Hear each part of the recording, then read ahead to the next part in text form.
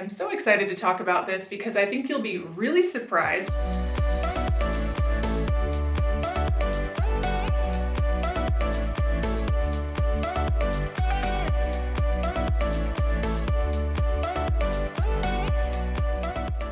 What up, everybody? Welcome to Be My Travel Muse. I'm Kristen, and today we are talking about the best places to travel if you're alone in the USA, particularly for solo female travelers, because I am a solo female traveler and I'm speaking from my own experience for the most part. I'm so excited to talk about this because I think you'll be really surprised. We have some tropical places, we have some snowy winter wonderlands, we have Vegas as well. So these places might not initially seem like a great place to travel solo, but believe you me, they are, and they are amazing for a lot of different reasons. So without further ado, these are the top 10 best places to travel alone in the US, starting with number 1, the Alabama Hills in California.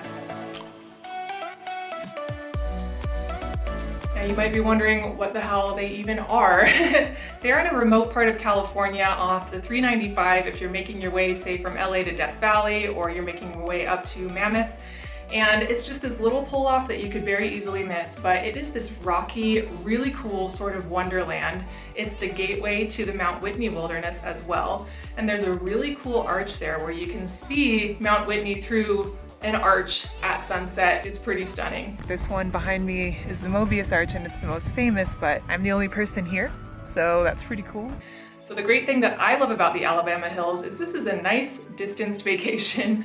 You have plenty of space out there. It's Bureau of Land Management land, so that means you can camp anywhere you want, provided that you leave no trace. And it's just so beautiful out there at night. You see amazing stars. You might meet some other really cool campers if you want to. If you don't, the wonderful thing about the Alabama Hills is it's remote and it can be very secluded. Next is Page, Arizona. So there's a few really cool things that you can see out of Page. First, there is the very famous Horseshoe Bend that I'm sure you've seen before, as well as the Antelope Canyon, which are at the time of this recording closed, but this video can be relevant to any time. So perhaps after COVID, when you get a chance, check out Antelope Canyon. It is beautiful with these rays of light coming through at any time of day, but they do have peak photography hours that you can go through and take some awesome pics if you want to. I actually had a really easy time meeting people there, even though I was by myself.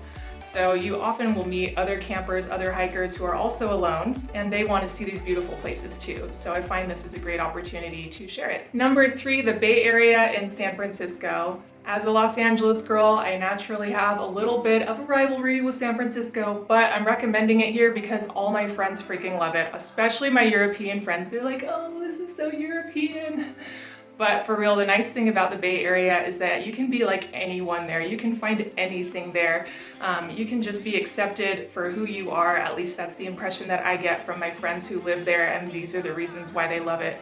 I like to go because it's really interesting in terms of just the architecture. The food is amazing. Be sure to hit up Chinatown. And I just love the view of the Golden Gate Bridge from Baker Beach. You can't beat it. Number 4 is Moab, Utah.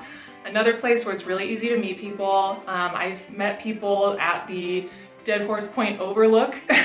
You just make friends so easily if you're willing to be outgoing and chatty in places like this. Again, a lot of solo travelers really like to visit this part of Utah because you've got Arches National Park, you have the Mesa Overlook, you have Dead Horse Point, and so much more. So this is just a really beautiful part of Utah to visit, and it does attract the adventurous solo traveler out there, and I love meeting these kinds of people when I'm on the road. It also gives you some really nice solitude if that's what you're after as well.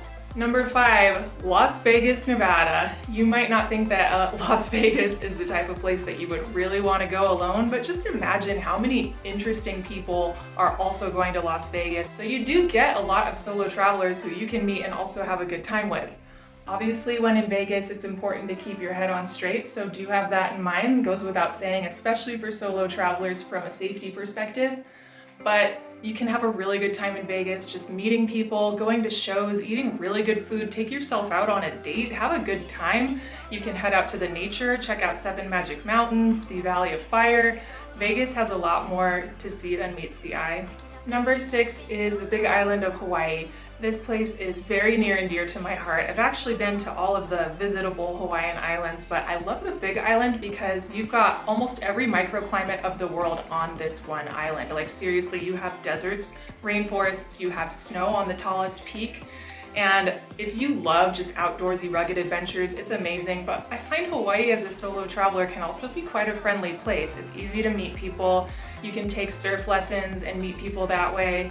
Hiking in the national parks, it's easy to strike up conversations with people. There's a lot of super cool Airbnbs there that look like tree houses and stuff like that. So I really think that no matter what you're looking for, you can find it on the Big Island. But in general, I think Hawaii can be an amazing destination when you're by yourself, because you'd be surprised at how many other people are solo there too and very excited to hang out and meet each other. Number 7 is New Orleans, Louisiana. So New Orleans is often thought of as a place where what you do is party. But when I went there, I actually didn't drink alcohol and I didn't even eat meat. And I had an amazing vegan, sober experience by myself in NOLA. I found that people were really friendly. I had a super good time just taking selfies around the French Quarter, and some girl rode by on a bike and like cheered me on. So that will color one's experience, but there's also really fun vintage shopping there. If you're into like spooky stuff, you can do tours of the like haunted parts of New Orleans, but I just found that it had everything that I really wanted. Delicious food. You can walk around and have a good time by yourself. People are very friendly and they really like to help you experience New Orleans, so they give really good advice. And it's super artistic. There's just something to see everywhere. And to me, it was a really unique experience to do alone. Number 8 is Seattle, Washington. Seattle obviously is the gateway to so many amazing, beautiful national parks in Washington, and personally, I love going on solo outdoor adventures. You've got Mount Rainier National Park, you've got Olympic, and then you've got the Cascades, and it's just so much beautiful hiking and outdoorsiness to experience, but it's not so remote that you're like ever totally alone. This is a trip I would definitely enjoy by myself. Seattle is a super vibrant city as well, so it's great to fly into and fly out of. Another great foodie spot, and just overall an approachable city with lots of friendly people and lots of really good outdoorsy options. Next is Cape Cod, Massachusetts. Cape Cod is known as the Tail of Massachusetts and a family-friendly beach destination in New England, but it's also great for solo female travelers. It's safe, it's super easy to get around, and it's downright beautiful. It's just an hour's drive from Boston or Providence, and I do recommend that you have a car to freely explore, but you'll find beautiful sand dunes, beautiful beaches, and amazing sunsets out there. And then finally, New York City is number 10.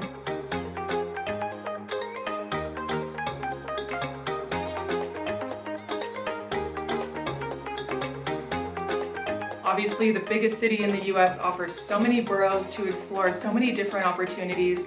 The couch surfing there can be amazing. Just have your bullshit meter on high alert as you're reading and make sure you're comfortable with the couch surfing situation. But even then, Airbnb experiences can be really amazing.